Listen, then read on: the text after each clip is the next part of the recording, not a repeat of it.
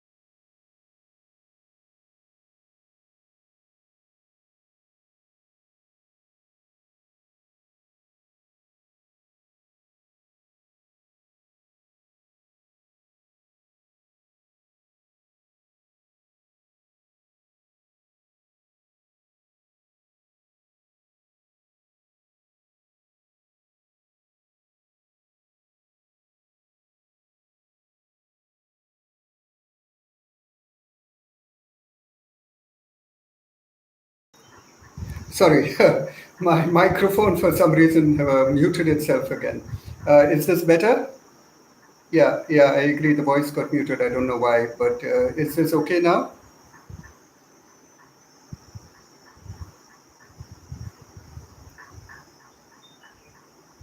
Um,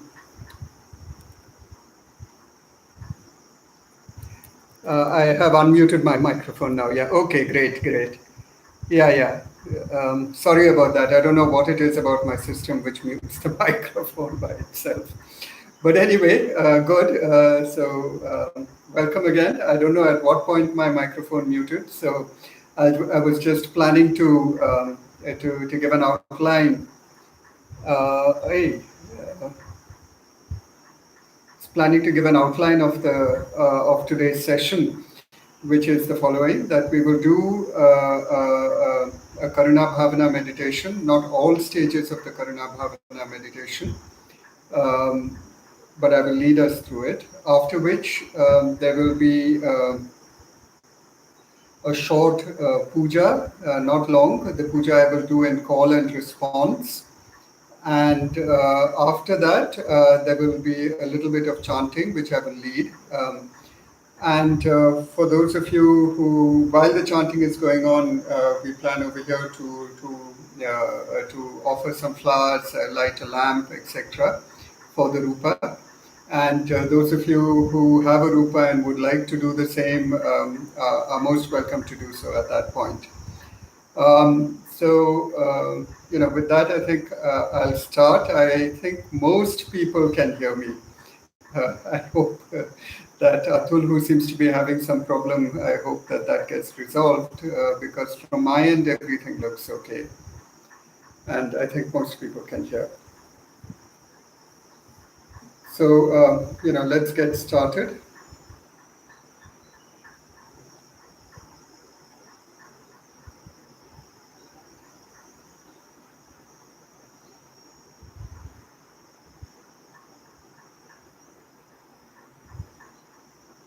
I'd like to start as usual with the Trisharan Panchashil. You could chant along with me if you like. And as we chant, I would sort of urge you to try and remind yourselves of the meanings of the words. What does the Trisharan Panchashil mean? And what does it mean in particular for us to be chanting the Trisharan Panchashil?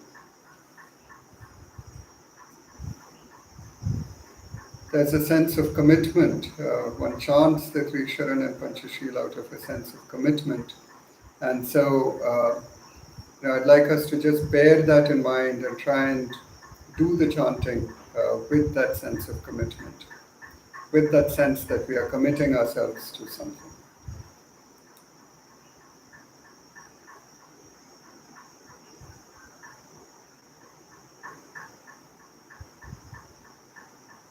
Namo tassa bhagavato arahato samma arahato samma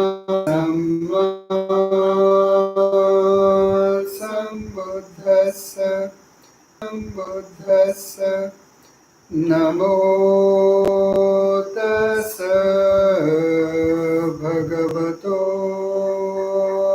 arahato samma sambuddhassa buddham saranam gacchami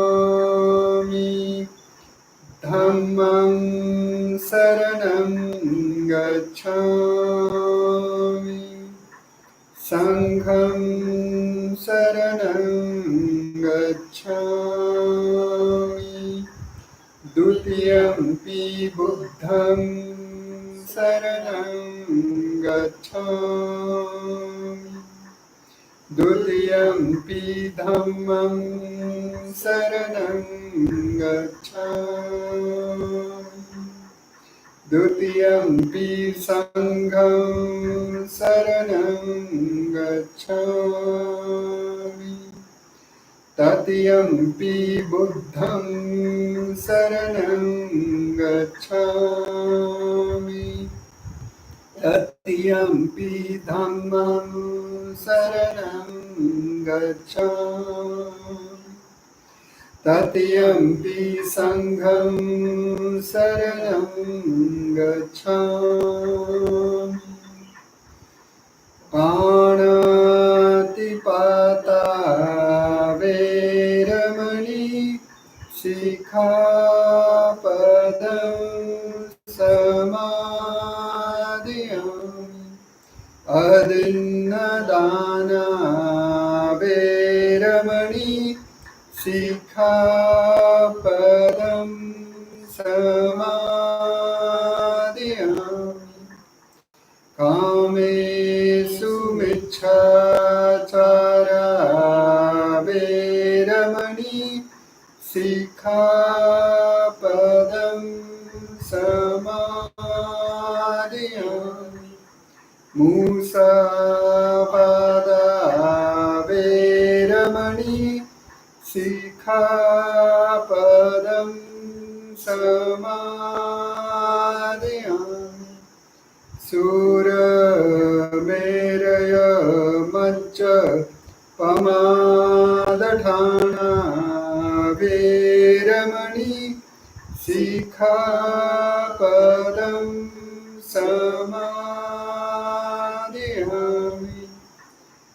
Sadhu, sadhu, sadhu.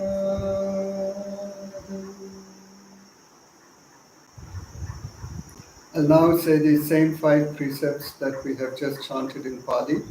I will say them in English in their positive form. You could repeat after me if you wish. With deeds of loving kindness, the deeds of loving kindness, I purify my body. I purify my body. With open-handed generosity, With open-handed generosity, I purify my body. I purify my body. With stillness, simplicity, and contentment, I purify my body. I purify my body. With truthful communication, I purify my mind, my speech. I purify my speech. With mindfulness, clear and radiant, I purify my mind. I purify my mind. So sitting comfortably, adjust your sitting if you need to.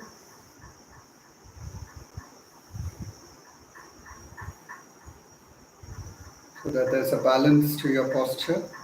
an ease, a balance. The back is straight, the spine is erect, but there's no forcing, no muscular forcing, no tension anywhere.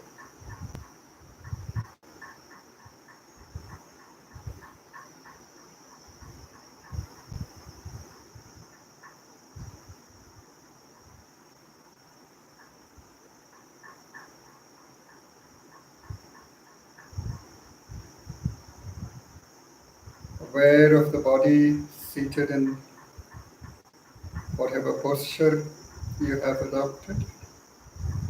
Just an overall awareness of the body.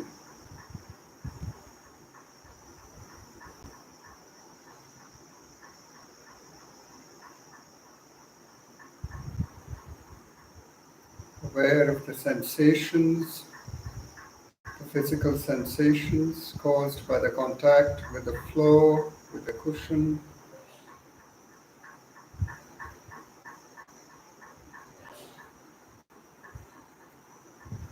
Sensation caused by the contact with the clothes on the skin.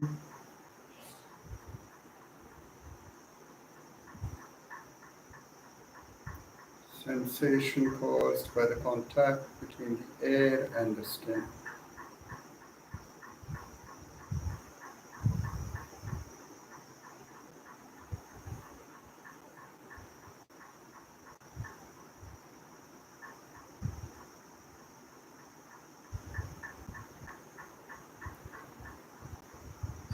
Quiet, steady awareness of this sensation, allowing the mind to slow down, mind to relax, to let go, whatever thoughts are there.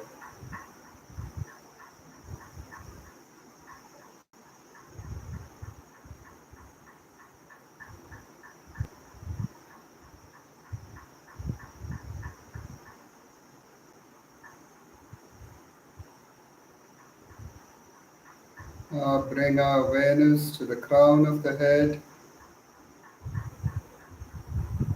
As we bring our awareness to the crown of the head, we allow that area to relax. Let go of any tensions over there.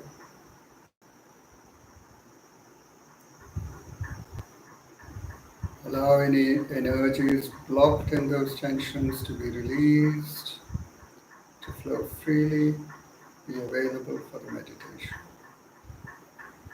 Relaxing the forehead, forehead skin smooth.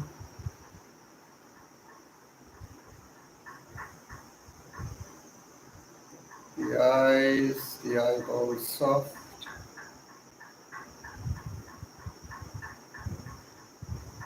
The eyes looking inwards, not pushing against the eyelids.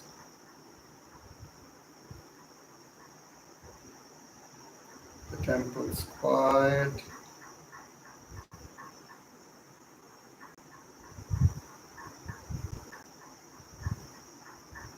Skin and flesh of the cheeks are relaxed, flowing down towards the ground.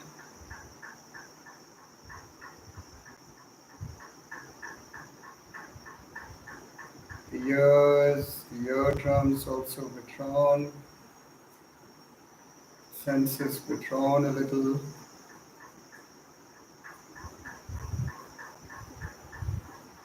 The nose relaxed. The upper lip. The roof of the mouth. The upper jaw. The teeth, the gums of the upper jaw. The lower jaw, letting go of any tension, any clenching in the lower jaw. Gums and teeth of the lower jaw. Tongue, floor of the mouth.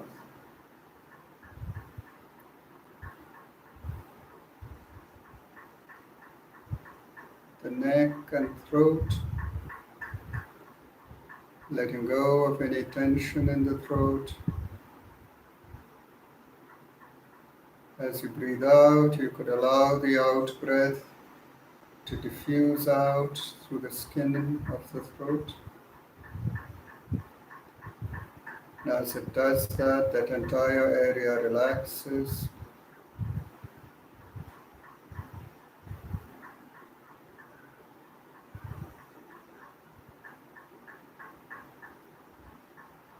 The voice, the chatter in our head slows down and stops.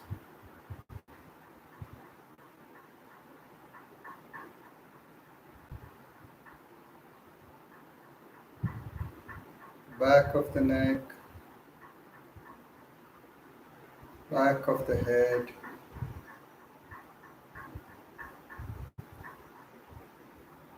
the brain cells quiet, brain receding.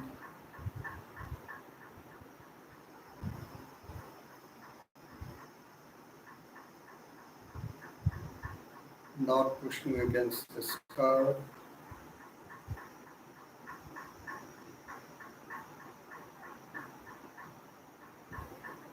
If it helps, as you breathe out, you could imagine your out breath diffusing out from the back of your head, and as it does that, the consciousness settles down to a deeper level.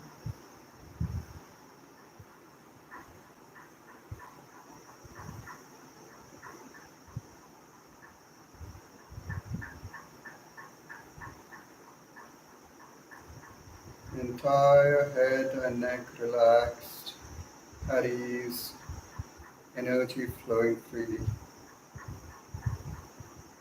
Moving on to the shoulders and the shoulder blades, letting go of any holding, any tension in the shoulder blades.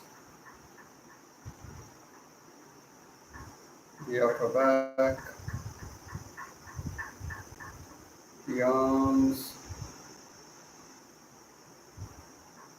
forearms, the skin, the flesh, the muscles of the forearms, the elbows, the wrists, arms and fingers. The awareness back to the shoulder, the chest, the muscles between the ribs of the chest, side chest, the armpit chest, diaphragm, stomach, the muscles of the stomach wall, allowing it to relax, sides of the lower trunk, the lower back,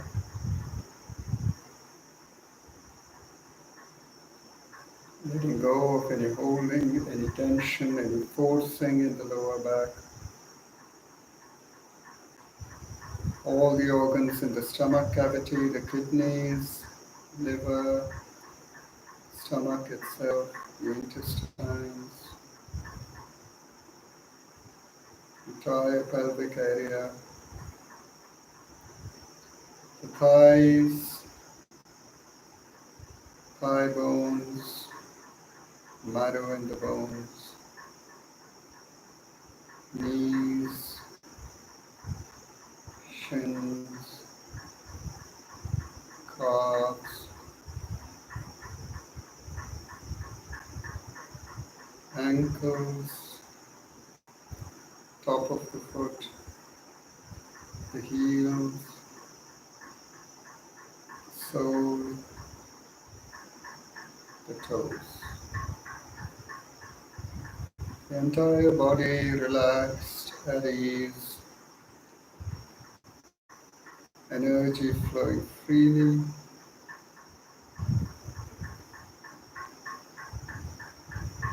So that we are aware, we have a quiet, steady awareness.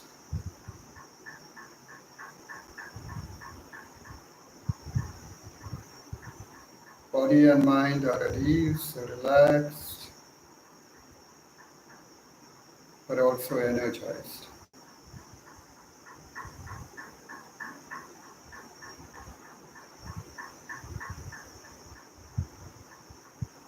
And now becoming aware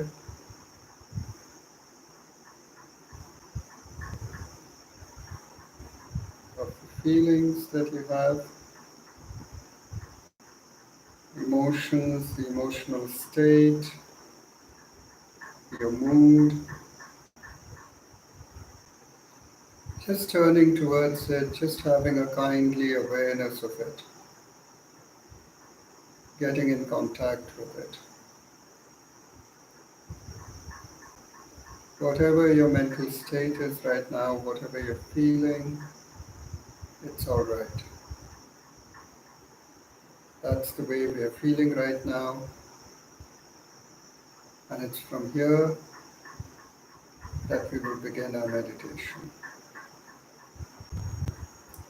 Just having a kindly awareness of it, whatever it may be.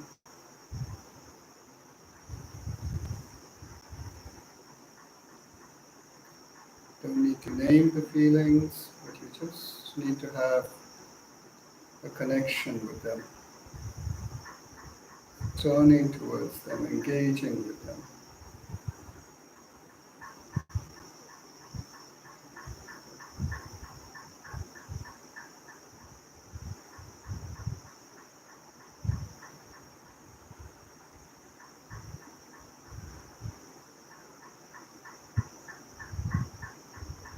Just getting deeply in contact with oneself, however you're feeling right now.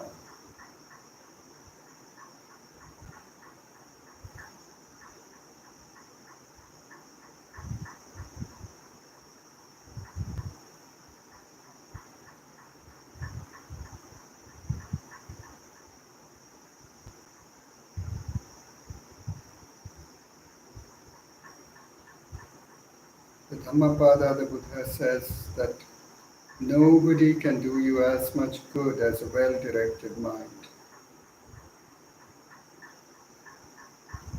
So from this deep contact with oneself, just allowing the mind to move into a more positive, more helpful direction. And to encourage that, we could say to ourselves, aware of the meanings of the words,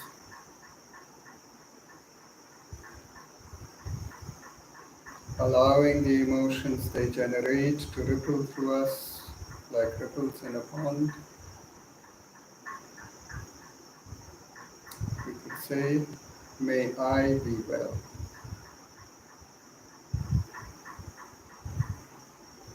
May I be happy.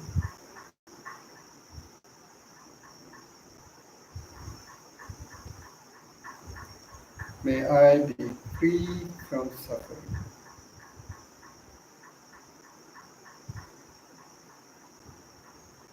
May I progress.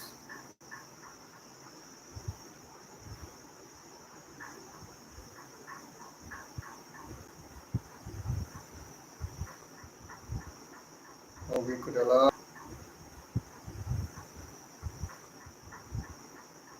could allow these positive emotions to manifest in our heart center as a warm red light, a light of openness, receptivity, kindly awareness, of well-wishing. And we could allow this light to spread outwards, suffuse our entire being.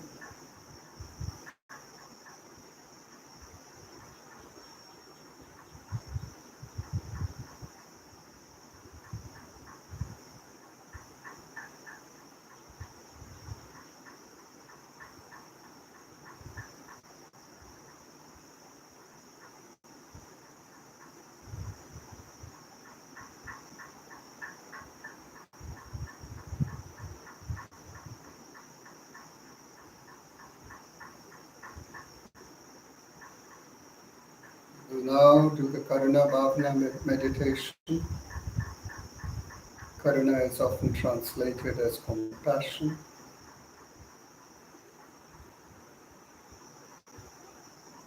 The Visuddhimagga is defined as the strong desire for the welfare of all beings.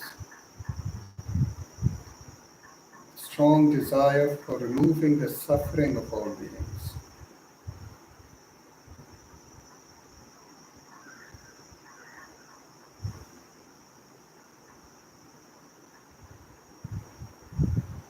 Its far enemy, that is the thing it is most unlike, is cruelty, meanness. The near enemy is sentimental pity.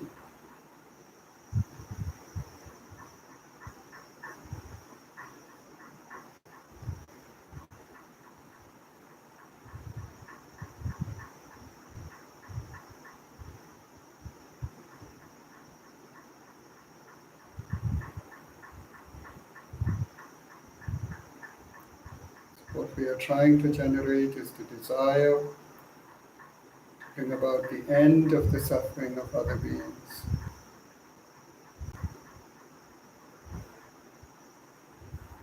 And not pity for other beings.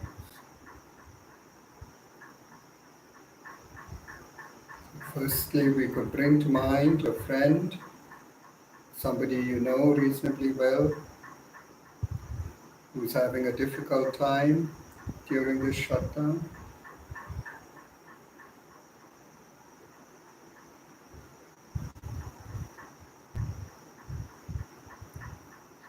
Just choose somebody you know quite well, whose situation during this shutdown is difficult.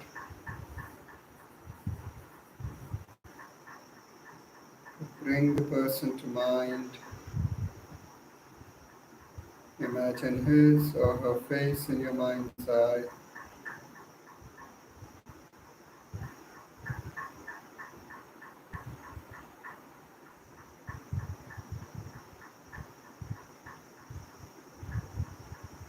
Just try to have a real awareness of their situation.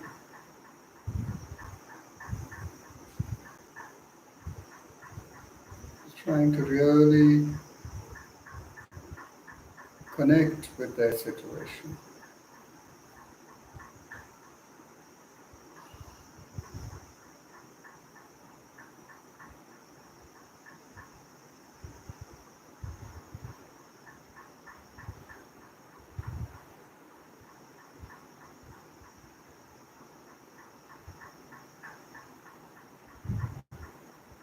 Connect to the difficulties that they have.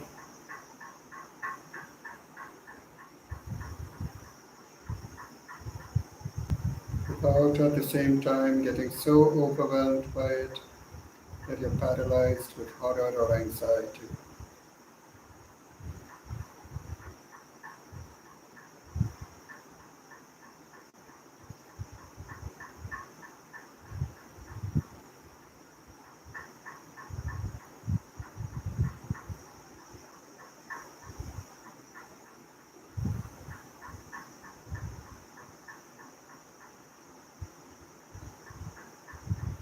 From this point of contact with their situation, generating the desire for the end of their suffering.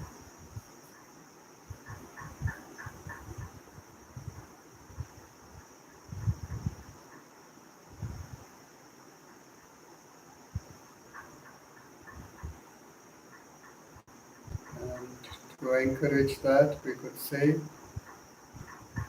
again aware of the meanings of the words, allowing the emotions they generate to spread through us like ripples in a pond.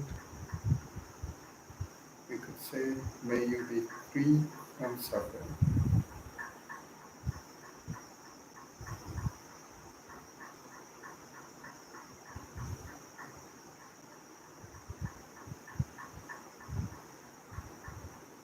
May you progress.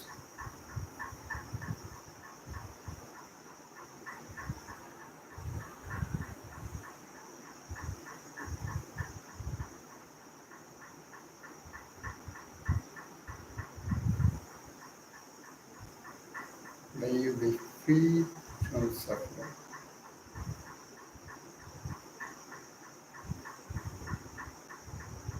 May you progress.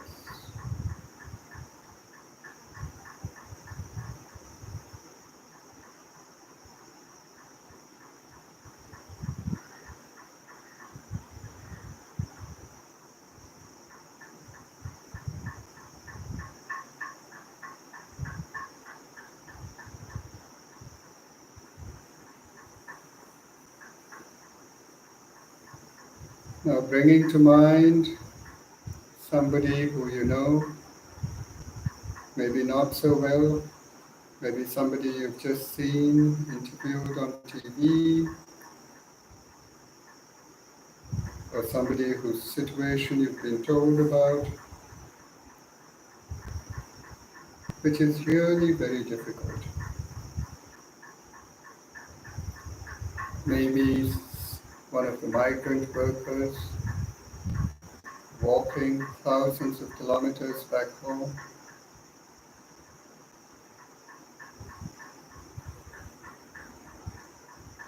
Maybe somebody trapped in the city,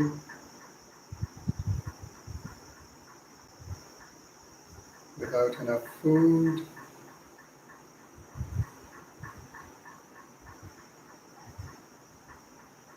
fearful and uncertain.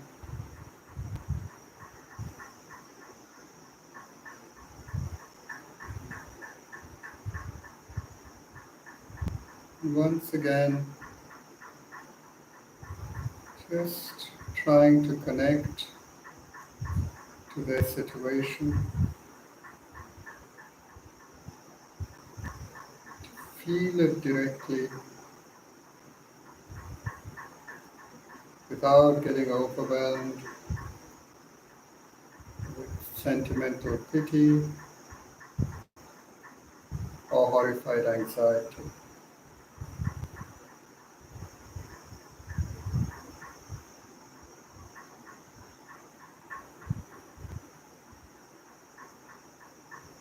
But instead just allowing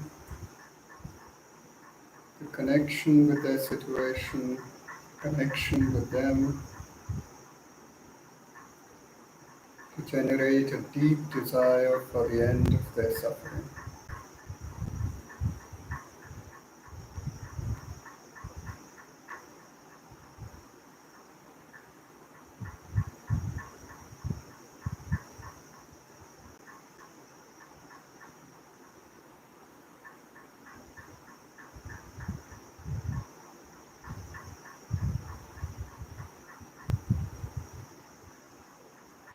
And to encourage this desire, we could say,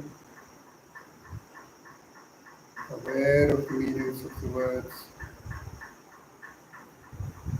may you be well.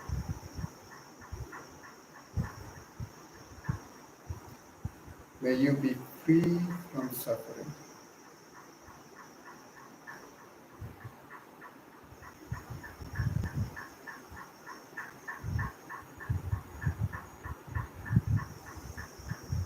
May you be free from suffering.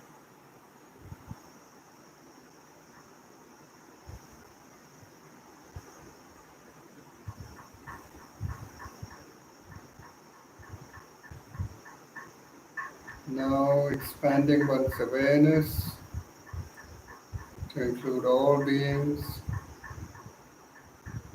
all the people, all the animals, all the beings without exception.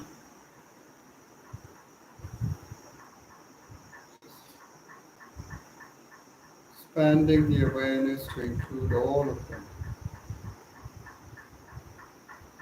and generating the desire for them to be free of suffering.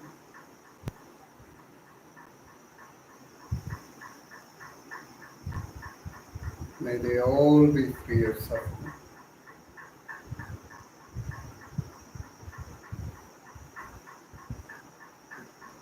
May they all be well.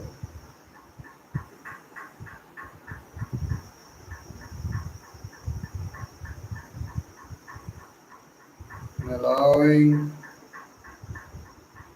our desire for the end of the suffering of all beings to expand outwards to include more and more beings above, below, all around, including all beings situated throughout limitless space without exception. May they all be free from suffering.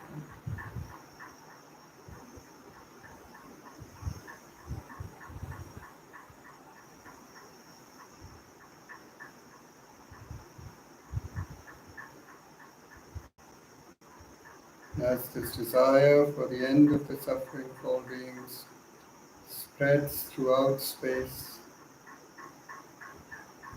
we could allow the Avalokiteshvara mantra to sound.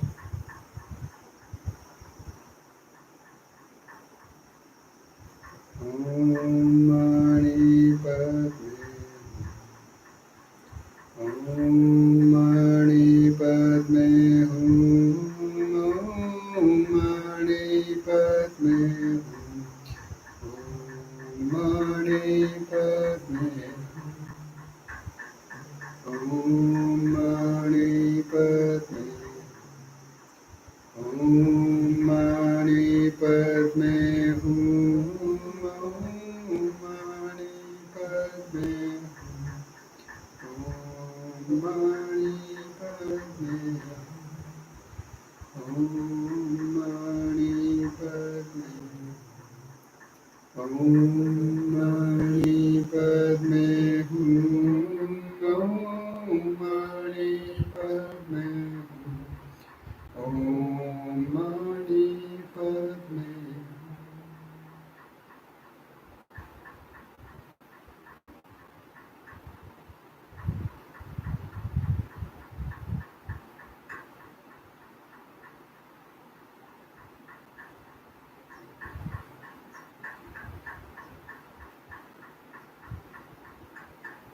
And then gradually, in your own time,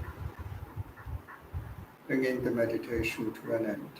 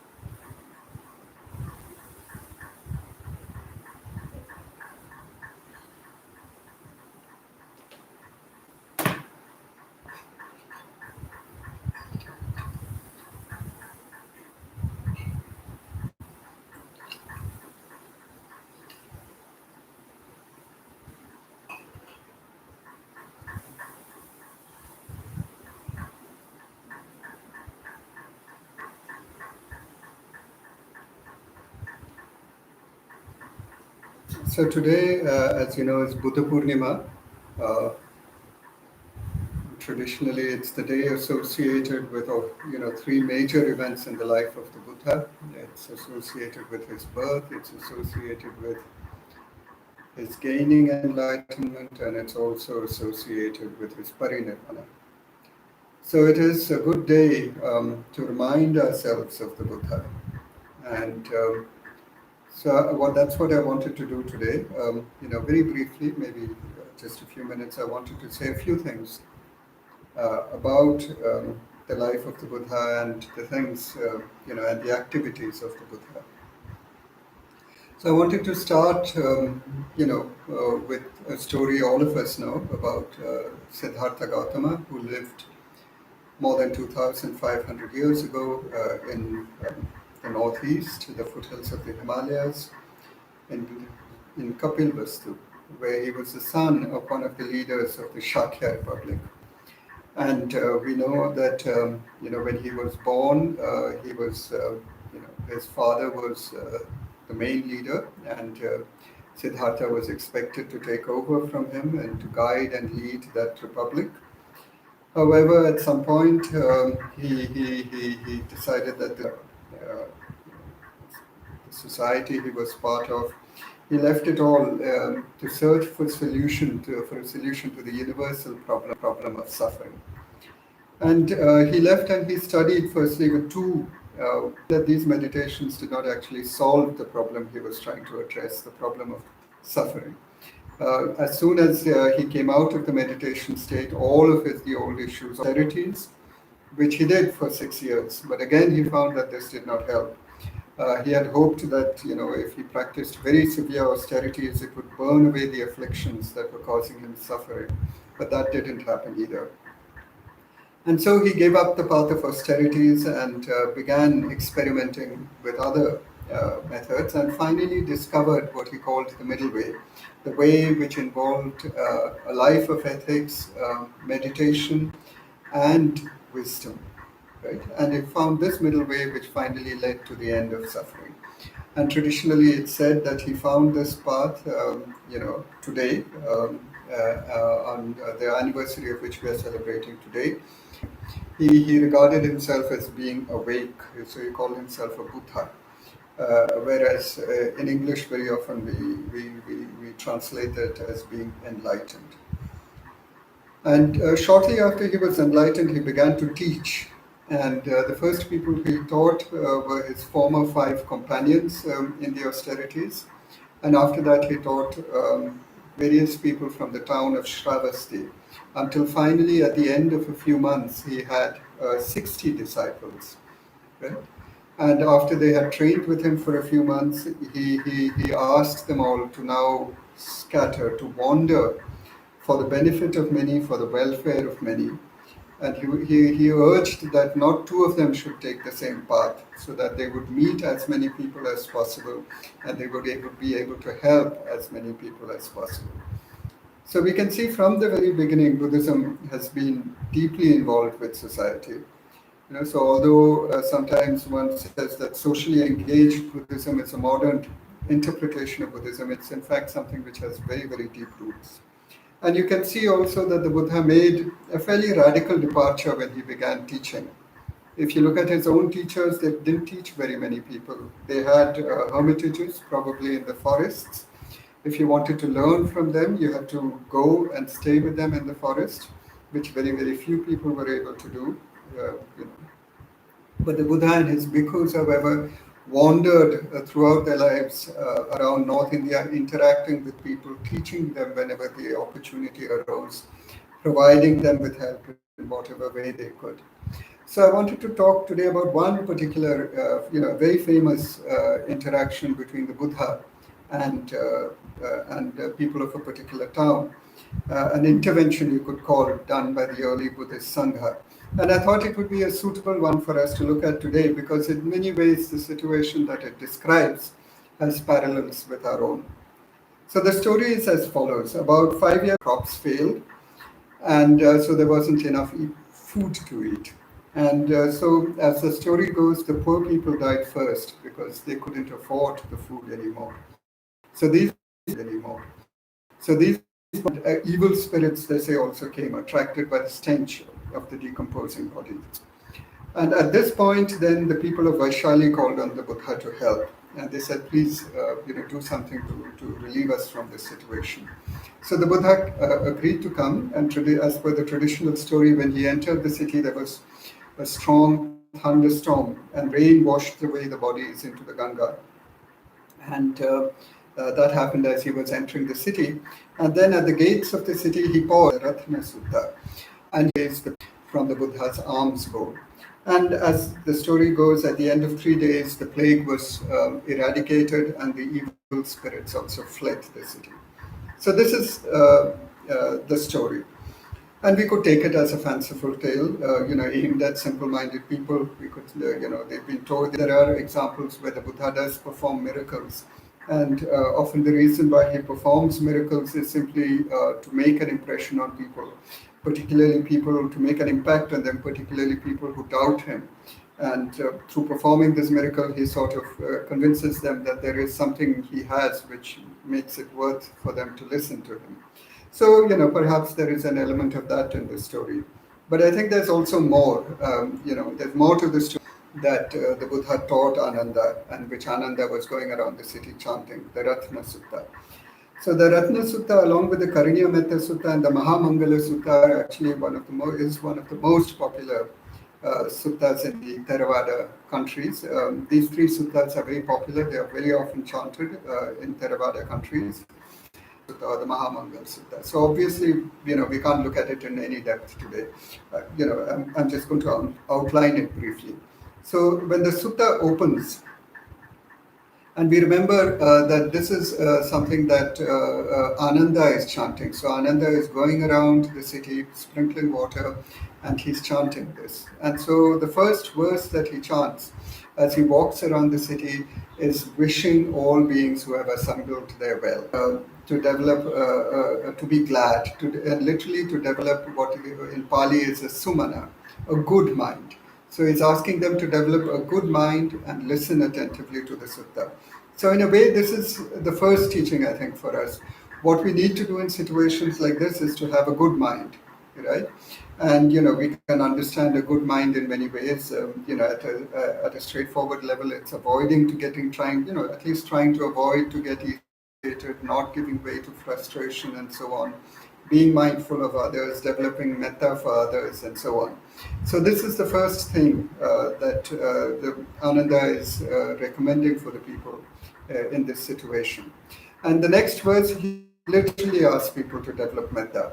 And specifically, he says metta for people who are suffering.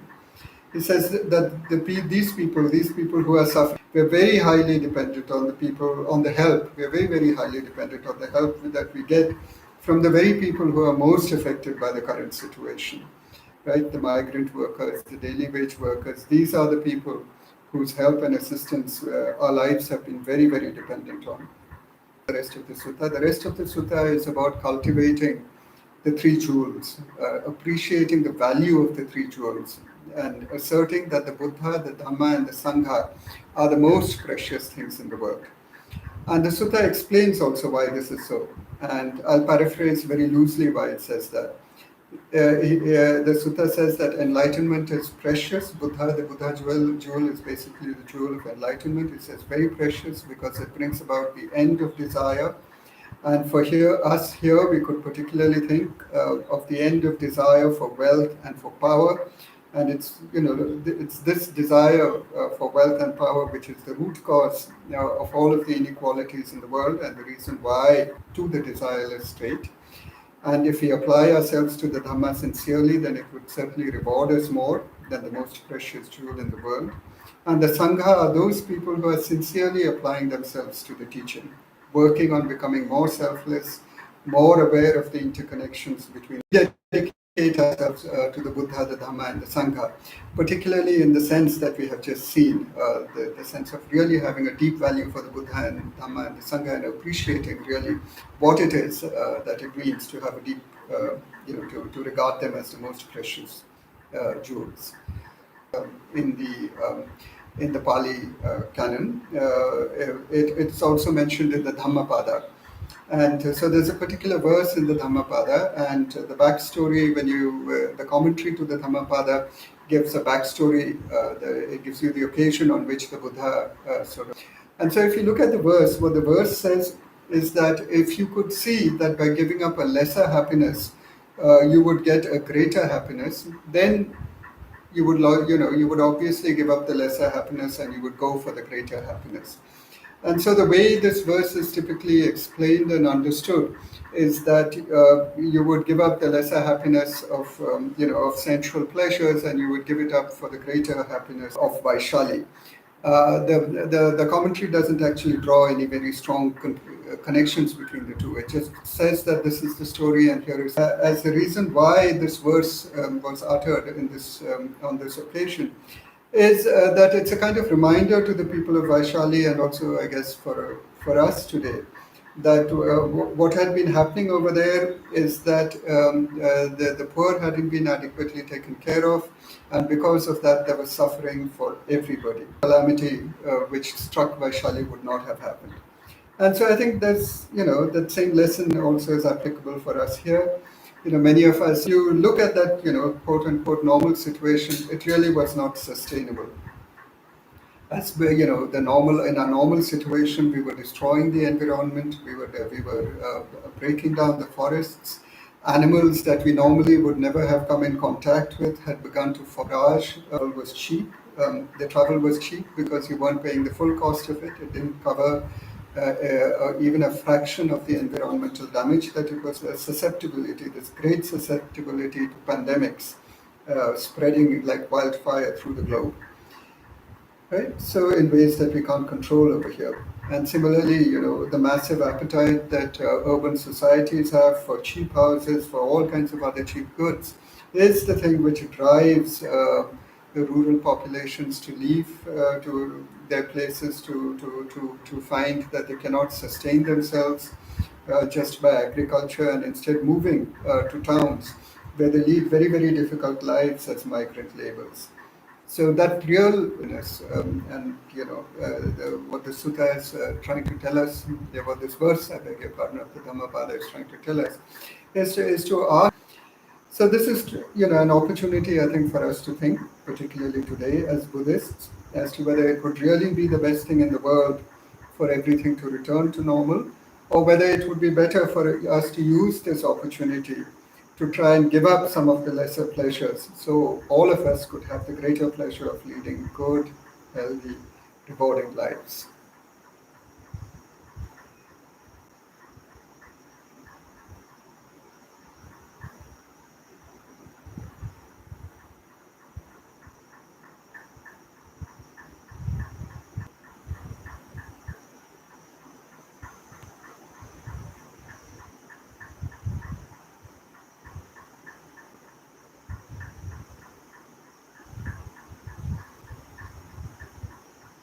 So, those of you who have a Buddha Rupa or candles or something, if you would like to light the candles before we start, please do so. I'll just wait a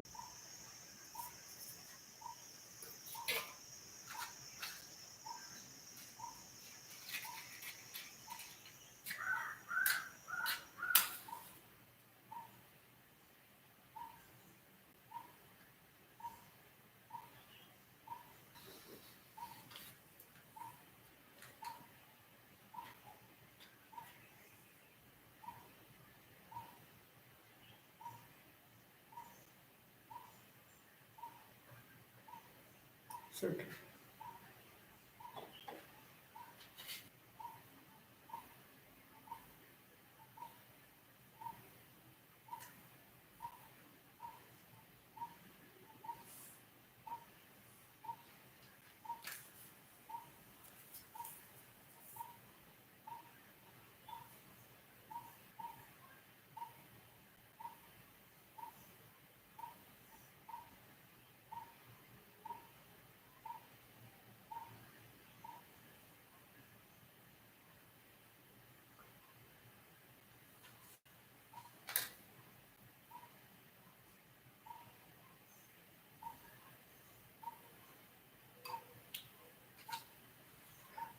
Took us a little while to get our lamp going. I'm sorry about the delay.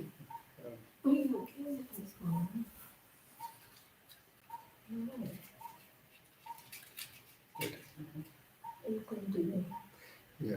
So I think I'll start the puja because I think many of you may have made so that you could repeat after me if you would like to. We reverence the Buddha. We reverence Buddha. We reverence the Sangha. We reverence the Sangha. The fellowship of the Buddha's disciples. The fellowship of the Buddha's disciples. That inspires and guides. That inspires and guides. We reverence the Buddha. We reverence the Buddha. And aspire to follow him. And aspire to follow him. The Buddha was born.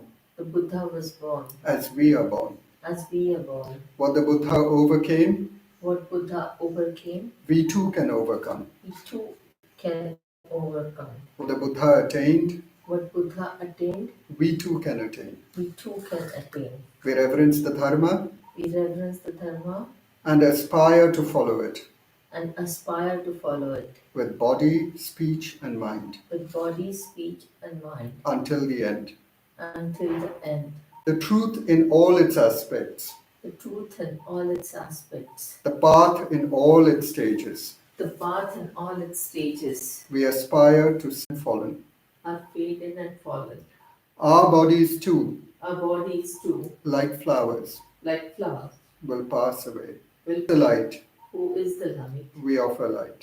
We offer light. From his greater lamp, From his greater lamp, a lesser lamp, a lesser lamp, we light within us. we light within us. The lamp of Bodhi, Lamp of Bodhi, shining within our hearts. shining within our hearts. Reverencing the Buddha, Reverencing the Buddha, we offer incense. we offer incense.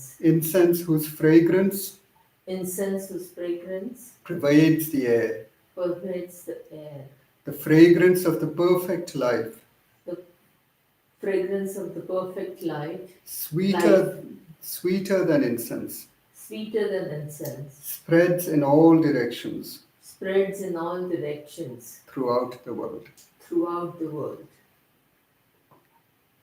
So then I'll chant for a few minutes, and you could chant along with me if you like. If you'd like to offer incense and flowers at this point, you could do so.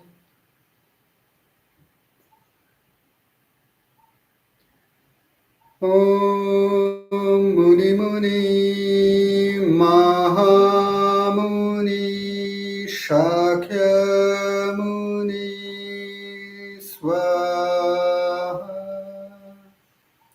Om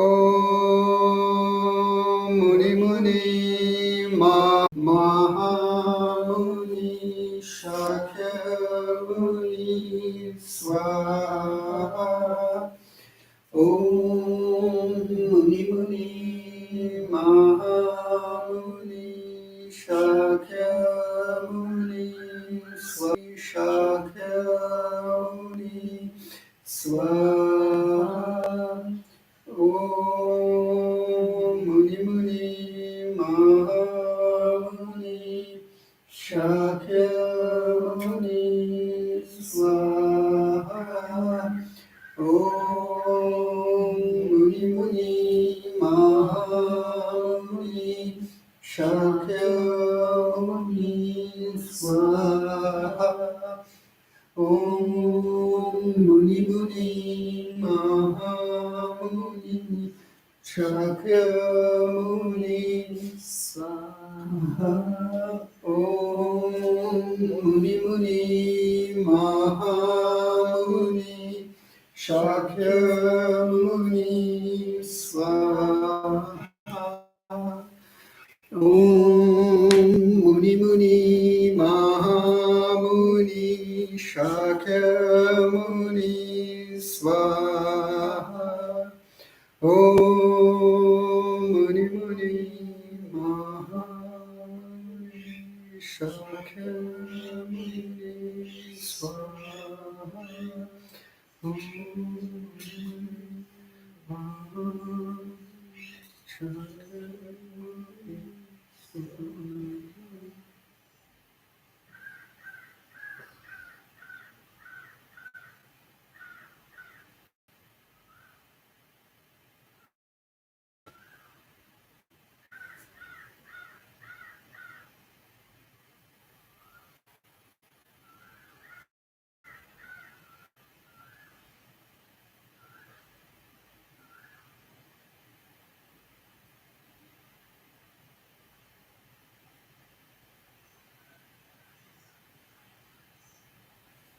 So that brings us to the end of what I had planned for today. So we'll close with that. I'd like to wish all of you again, once again, all the best and greetings for Buddha Purnima.